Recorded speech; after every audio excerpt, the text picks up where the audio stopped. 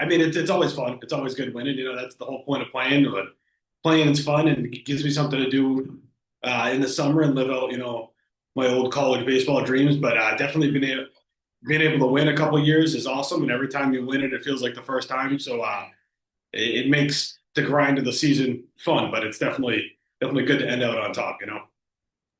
Yeah, 100%. I mean, that's the end of the day is to win the championship at the end of the year. And that's what you put all your hard work into during the season. And of course, Tyler Ferdinand, your manager, has also won his fourth manager of the year in the last 6 years, which I believe has basically coincided with every championship you've won. I'd have to look that up myself, but I'm pretty sure it's every year that you guys have won, if Yeah. not most of them.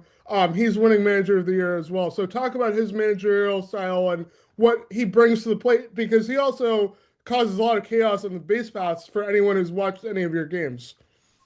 So what he brings to the plate, I think, is 450 for something last year. So he literally brings it to the plate, like you said, on the base paths. But the grind doesn't stop with that kid. We every year we play, there's more and more guys at the beginning of the year. There's new guys, there's new arms, there's new talent.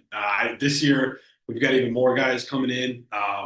He's just got great connections. He's still in the game. He's coaching, I know, and he manages to find new guys and keep the team the best we can be, and it's proven in the last couple of years. Yeah, and then for you personally, how did you get started with the BMBL, the Park League as well? You've been involved, I think, since 2013, if I remember correctly. But how did you get started and what keeps you going? Because, I mean, championships obviously must be a part of that, but is there more to it than that? So I got started, I think actually my first year, it was either 2012, 2013. I was in college. Where I grew up, we played senior Babe Ruth as long as you could, and that's kind of where the end of our line was. And I was about 18. I had aged out of that, and I was looking for somewhere to play. I'm sure you're familiar with the name Tommy Lanane, uh, 6 foot giant that can spray the ball all over the place. Is actually my best friend.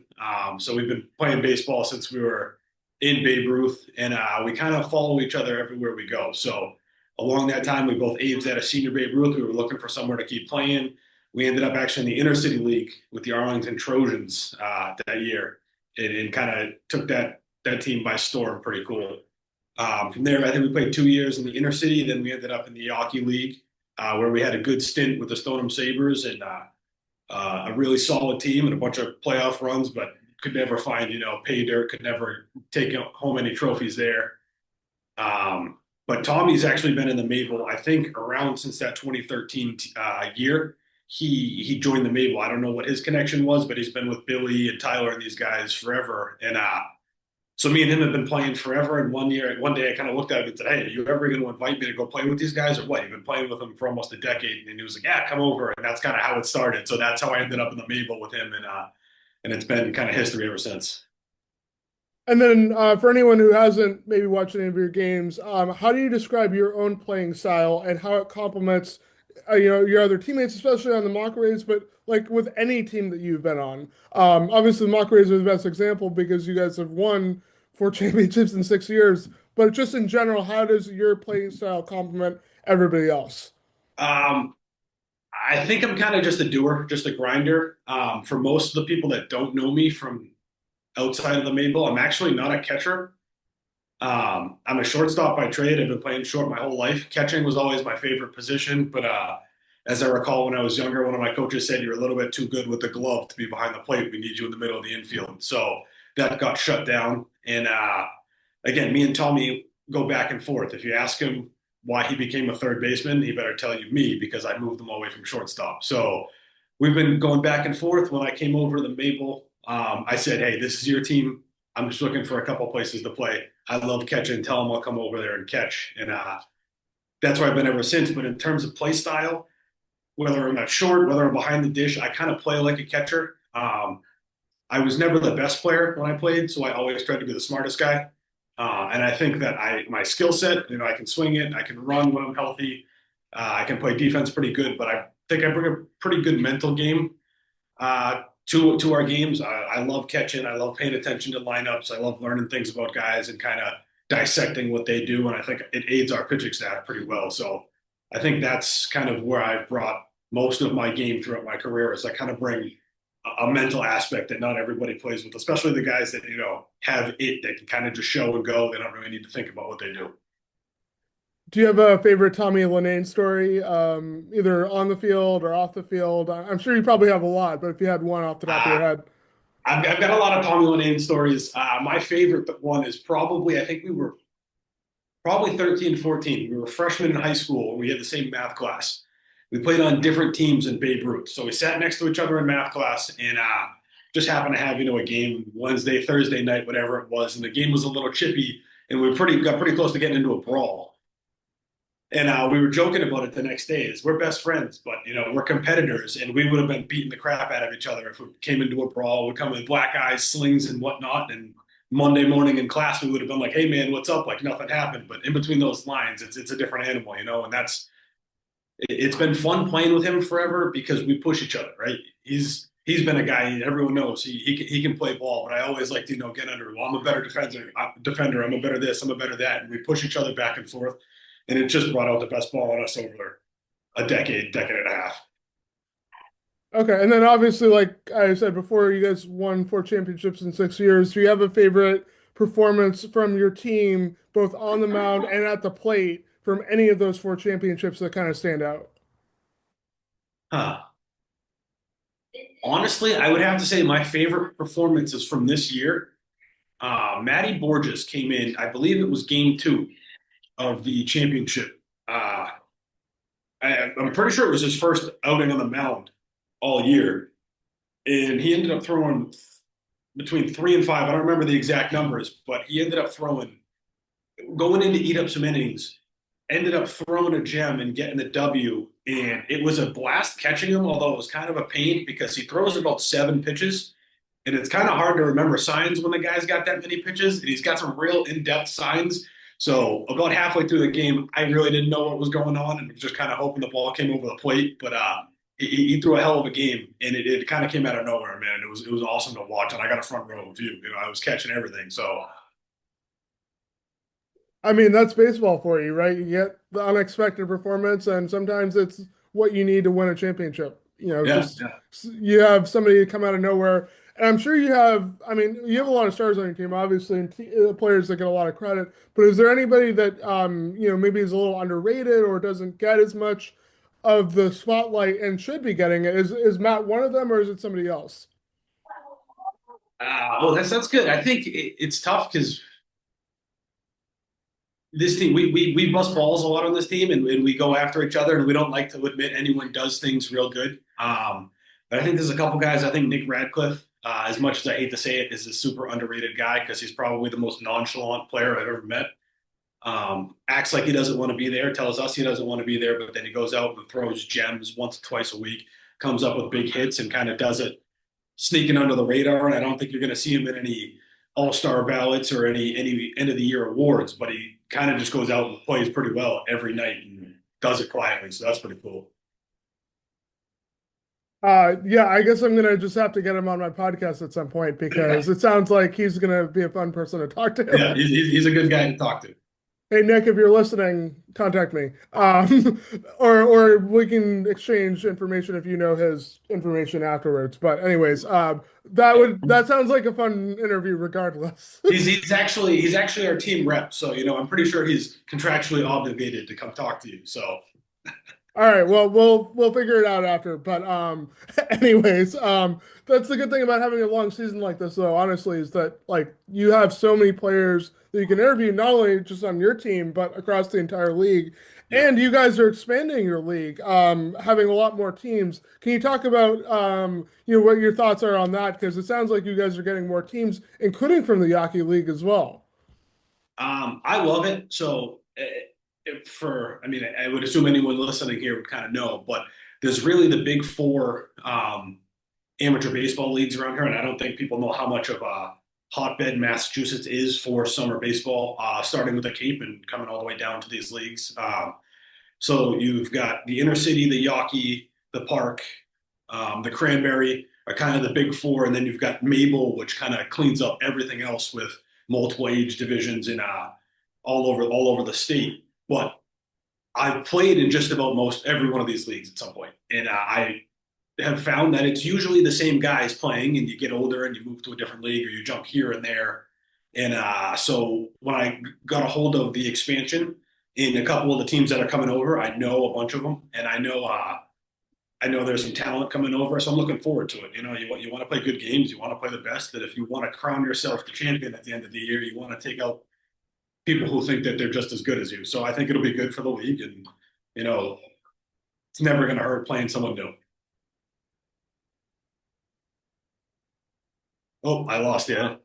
Sorry. I was going to say, speaking of your last championship, I forgot to ask this question before, but Lucas Laterno, I believe, had the game-winning hit in your clincher, and so, and then obviously he also plays with his dad, and you have two father-son duos on your team. I mean, talk about what kind of impact that has, and what, especially Lucas and John, how they impact your team, because I mean, that had to be a cool moment to see for him and for you guys too. It was awesome. You can also talk about being one of the underrated players. Nobody knows who he is because he's 18. So he flies under the radar, and that kid can ball. So can his dad, and it's awesome being able to see not one but two father-son combos playing. It's something that you hear about the Griffies and some of these people being able to do it at the highest level, and really think that like, is my body going to hold up for that long? Am I going to be able to play? And, being able to watch them go out and play and have fun together is pretty cool. And not only that, the Laternos, both of them can kind of still put up numbers. The Ferdinands, they can. Billy's kind of on the mend. He's working through some injuries and whatnot. But and I'm sure him and Tyler ripped it up. But watching them kind of play together and hit back to back in the lineup is pretty cool. Smash the ball all around the field, and that's so it's awesome watching them. Luke, he's got a bright future. He's in his freshman year of college now, so he's a kid to watch out for. And not only them, but if you actually look at a couple of the videos of the pictures of the championship, we're a team of dads. There's babies and all over the place. I actually missed a big portion of this postseason because my daughter was born, but it's pretty cool to see that you play with these guys forever and you play as young college guys, and there's a mentality behind it, but you're playing baseball, but you're also growing up through life together and seeing guys and their families and everyone kind of move on. And it's pretty cool to watch. Well, now your daughter can look back on this video and be able to do that, and obviously, I mean, I don't know how long you plan on playing, but maybe see you play a few games and be able to appreciate it a little more. So I'm sure she's gonna love this. Yeah, definitely. um, but yeah, and obviously being in the league as long as you have, I mean, I'm sure you've seen a lot of great postseason performances, not only from your team but other teams as well. Has there been one outside of your team that's kind of impressed you? Whether it's the Park League, whether it's the BNBL, and why? Um, yeah, I would say the biggest, looking back now, I can say it impressed me. At the time, I wouldn't have said it as much. There was a run in the Yawkey League where, I mean, sorry, not the Yawkey League, the Park League, where I played on the Boston Athletics, and I thought we had one of the best teams in the state of Massachusetts in amateur baseball. When we played a good Brighton Braves team in the playoffs, and in Game 7 we were actually up 7-0, 9-2. They ended up beating us 13-10, and it was one of the probably best baseball games I've ever played in. We came out on the losing side, and for a little bit, it actually made me almost hang up the cleats. It was a tough one to swallow, but that kind of game, it was impressive, and I can look back now saying that was something that was interesting to watch. It wasn't fun being on the losing side, but that was a hell of a run by those guys. Well, on the flip side of it, do you have any favorite Park League memories that you do have that were positive? I mean, obviously that one is impressive, for the wrong reasons on your end. But do you have any ones that kind of stand out? Whether it's postseason, regular season, or anything else? Yeah, so I would bet that people seeing knowing who I am and seeing my stats wouldn't believe this, but I've actually only hit 2 home runs over a fence in a baseball game. One of them was last year in a charity game, so that doesn't really, I mean, it counts, but it doesn't count for any stats. And the only other one I ever hit was in the Park League with the A's. So that's probably something I'll never forget. Okay. Do you know how far it went by any chance? Uh, it was a good poke. I don't know exactly how far it went, but it went awful. So I'll take that. I'll take that one home.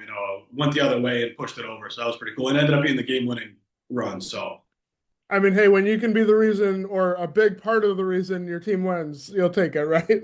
100%. Yeah. I'm curious too because I haven't really asked anybody this question, mostly because the World Baseball Classic wasn't happening at the time that I interviewed Dan or anybody else before this. But did you watch the World Baseball Classic this year, or the big World Baseball Classic, not the Boston one? Um, and do you have any thoughts on it? Because obviously, a lot of impressive performances happened there too. Absolutely. I watched almost every game. I love the World Baseball Classic. I love international competition. And it's the pinnacle of baseball in terms of that kind of competition. Uh, I think personally, my take on it is what we consider international teams. Everyone but the U.S. takes it pretty seriously, and they play with passion and love for the game, and you can see it on the field. I think the U.S. kind of plays it like a business game, and I don't love that. I wish they would kind of sell out like the rest of the teams and give it their all. You've got some of the best lineups ever assembled, and these are just all-star caliber guys left and right. But watching them play with that kind of passion in front of those crowds, and it's fun to watch. It makes the game fun again. And I wish that they would, do it a couple more times instead of every 4 years. And I kind of wish they would do it in the middle of the season, similar to what the NHL does, and have these guys kind of hot in the middle of the year. But yeah, I watched almost every game, and I'll watch every game in 4 years and 4 years after that. Yeah, and I mean, you guys obviously it's a little bit different level of competition, but you guys have a long season. You play in the Cape Cod Classic, and some maybe of your teammates play in the 100 innings game. Are there any other tournaments, or I mean, obviously the Cape Cod Classic is one of them that you play in, or that you like coming to or watching, and that you would recommend anyone watching come to see themselves? Uh, well, so I actually play for I play for the Boston Fire team, the Boston Fire Jakes too. They play in a couple kind of charity games. There's a World Fire Police World Series that's kind of all over the place, and if you can catch that, that's awesome. The Cape Tourney is great. The Boston World Baseball Classic has been a good couple of years. I've seen that a couple times. And there's just kind of tournaments and games spread out all over the place, and they're all kind of fun to watch, great times. Like I said, I don't think people realize how much of a hotbed and how good summer baseball is around here, even if you were to just stumble across a game in a park. Yeah, I mean that people have plenty of games to come see this season, so it's going to be a fun season across all leagues. I mean, you might as well get more fans to come because I'm sure it brings more energy, and I'm sure that's something you guys have seen in the playoffs. But I mean, do you agree that more fans and more people coming to the game definitely kind of brings that energy up level for you guys, and makes maybe not makes you play harder, but it definitely gives you more, I don't know, of a boost if that makes sense. Oh, 100%, 100%. And I think it's kind of funny. Normally, like I said, we don't draw a ton of fans. It's usually towards the playoffs, and it's usually someone getting into it with someone in the stands or the fans getting into it with us that kind of gets us going. But yeah, it's fun. It's most of the guys that have play in these leagues have played at either some kind of high school level, collegiate level, where that's kind of the atmosphere. And I think part of what we do is every summer is we chase a little bit of that, trying to get those feelings back, and having people there. It's just kind of part of the game and the atmosphere, and it just makes it fun. All right, and this is a little fun question to sprinkle in, but if you had to pick a former or current I mean MLB player to join the Rays or the Boston Athletics if you're playing for them this year, which I'm assuming you are, who would you pick and why? Ooh, current or former player? And it can be living or dead. Ah, honestly, this one's kind of out there, and I'm gonna go Kevin Millar. Kevin Millar, former Red Sox first baseman, kind of journeyman, but it's got to be one of the best mindsets in kind of environments that he brings to the clubhouse every day. You hear all the stories about the '04 team. I love listening to him on MLB Network. Like he's just a funny guy. He's a good guy. I'm sure sharing a dugout with him and kind of kicking back and making some jokes was a great time too. So And at this point in my career, I don't think I'm getting any better. So I'm just there to have fun. So my guy would be Kevin Millar. Yeah, I mean his speech about don't let us win another game in '04 when they were down 0-3. It's you can't beat that. Exactly. It's a never give up mindset, and it's a perfect mindset for, yeah, I mean, you never know what's going to happen. No matter how crazy the game is, anything can happen and it can flip like that. And especially Yep. with your lineup, too, for the Rays. Yeah, I mean, that's one of the coolest things about playing for the Rays is we've got some depth, and as much as you want to be on every game, you don't have to be because we know that there's another guy behind you coming up that's going to get the job done. So it takes the pressure off. It makes it a little bit easier. And so when you're playing kind of stress-free, carefree baseball and you're just having a good time, usually good things tend to follow. So Okay. And then what's the best piece of advice you've ever received, in any baseball setting? And how did you apply it to your own game? I would say the best piece of advice that I've ever received baseball wise is stop feeling bad for yourself. It looks bad on you. In a game where you fail 70% of the time, you can sit there, you can kick yourself, you can get on yourself and be hard about yourself, but it's just going to make things worse. And my coach at the time was right. I was pouting in the dugout because things weren't going right, and he just said, it looks bad on you. And you kind of stop and think about it, and you go, you're right. I look bad. I'm not here for my team. I'm not doing what I need to. And you kind of flip that mental switch, and all of a sudden, the baseball gods, you go about the game the right way. They start giving back little by little, and you get back into a groove. So that kind of got me into a mindset of is you just got to attack every pitch and every play with a kind of positive aggressiveness, and I've kind of carried that on ever since. And of course, I mean, this is a perfect lead into the next question as well. The Boston Athletics in the Park League finished last year 5-21. So, what's the key to turning that around? And what's the best way to do that? Because obviously, it's a new year; anything can happen. How does that? How do you go about doing that? I guess. So the best way to turn around the Boston Athletics year is to fold the team and bring a bunch of those guys over to the Middleboro Mocka Rays. So that's actually unfortunately where we're going. The Boston Athletics are no more. We had a good run, but it's tough. We were a good core group of guys that have been playing for a long time, and we're not getting any younger.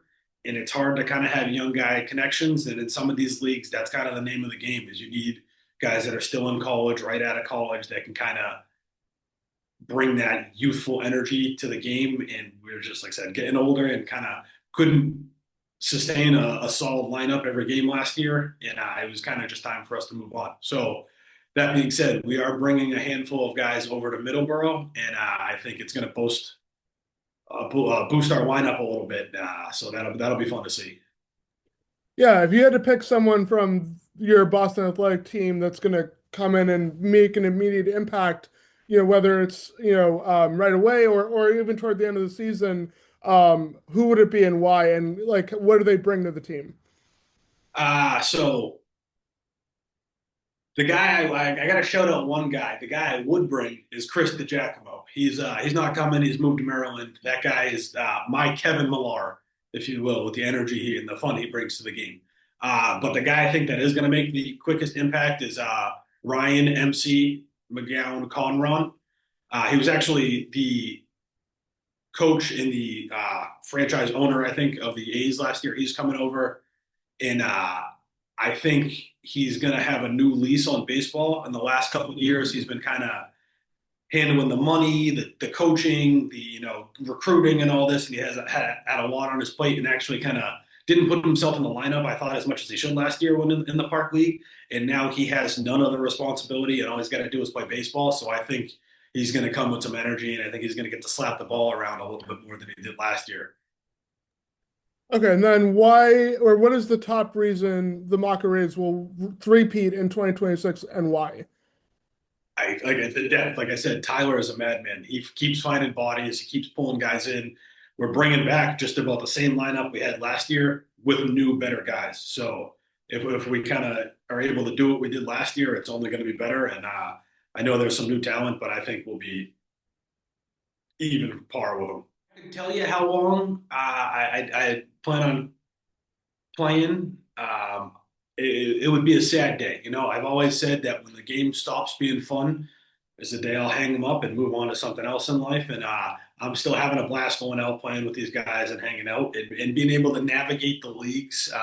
If you were to look at my 400 hitter, it's kind of interesting because the schedule is a big, influence on where I play and when I play. And when I was a young guy straight out of college, I loved being at the ball field all day, every day. But as life goes on and you start to build a family and you have other things that you want to do, and some of the leagues kind of don't allow for that. And I think the Maple's great about having plenty of baseball to play, but also understanding that the guys have lives and there's other stuff away from the field. So as long as I'm having fun and my wife lets me out of the house, I'll be out at the ball field during the summer. And so what was the second? Was the second part of the question there? Yeah, just what people can look for you personally in 2026 and the Rays, or just any final message that you have to anybody watching.